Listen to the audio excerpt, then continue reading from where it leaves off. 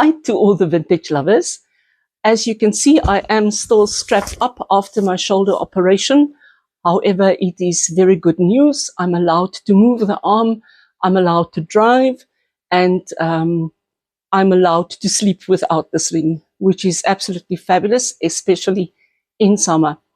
Also, the only thing that I'm not able to do is I'm not able to carry heavy items, heavy boxes. So that does put a bit of a damper on my lifestyle, but it's not too bad. It's not as bad as I thought it was going to be. Now, today's video is going to be just a shorty, and it's on a subject that was just interesting to me. When I went thrifting in France, we went to a specific charity store called Emmaüs. And for those of you who want to look it up, it's spelled E-M-M-A-U-S, and then there are 2 dots on the U. I'm not sure what it's called in German. It's an umlaut, and in Afrikaans it will be a deelteken. So Emmaüs, and I looked it up to see that I understood the concept correctly, because but the only thing is that the website is in French, and my French is not that hot. So what they do is they employ people who either have like a criminal record or who have difficulty integrating into society. So this is a kind of like a work program, and they employ over 3,000 people in France at these Emmaüs shops. Now the shops are very, to me as a South African, they're weird, because they divided the shops into different sections. And you can make a comment down below and let me know if you've ever shopped in these and what your experience was. But they would divide them into different sections. So you would have a section for smalls, and you would have a section for like,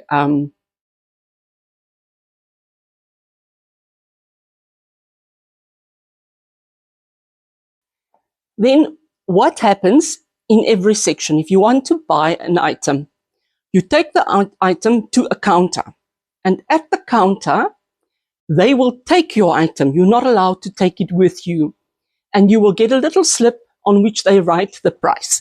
Now, for example, I have 2 slips here, and this is interesting that I have. I'll pop a picture up. So there is that one that's flapping loose there.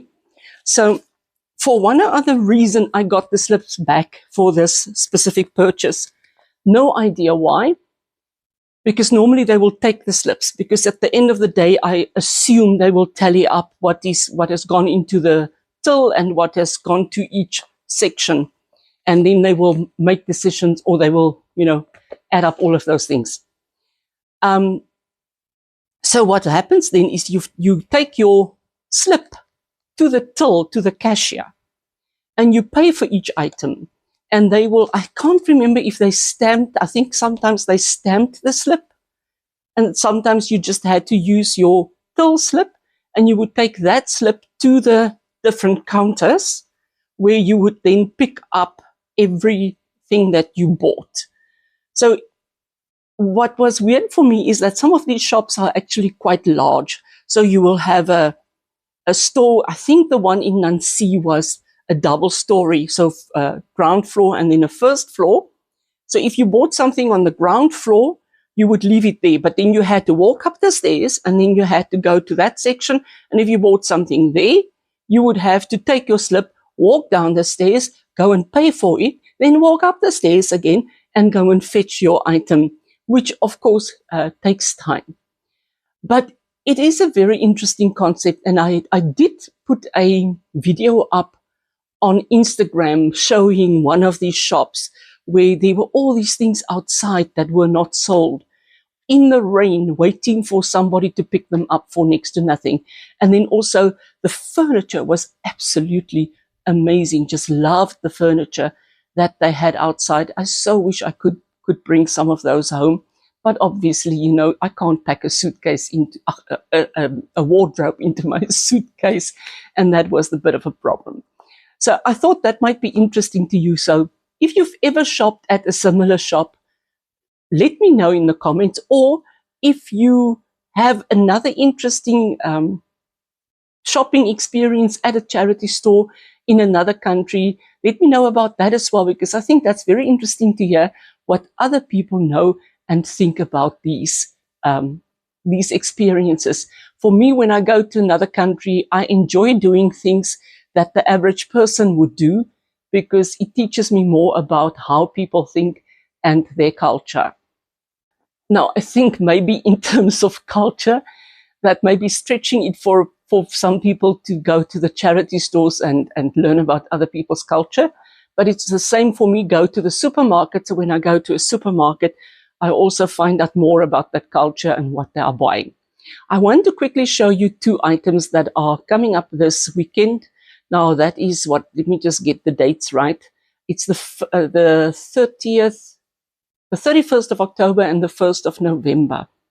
I'm going to advertise these items. And these are, as far as I know, they are French. But I may be wrong, they may be Italian. And I wish I could keep some of these.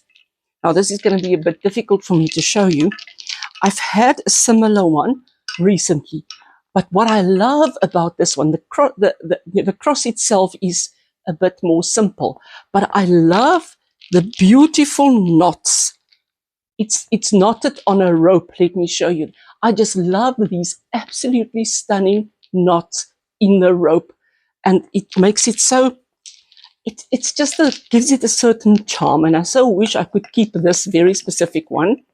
But I have so many already in my house that I don't, I'll if it doesn't sell, it can stay with me, but it is absolutely fabulous. Then I also have a smaller one. Let me just grab it here. Difficult with the left arm.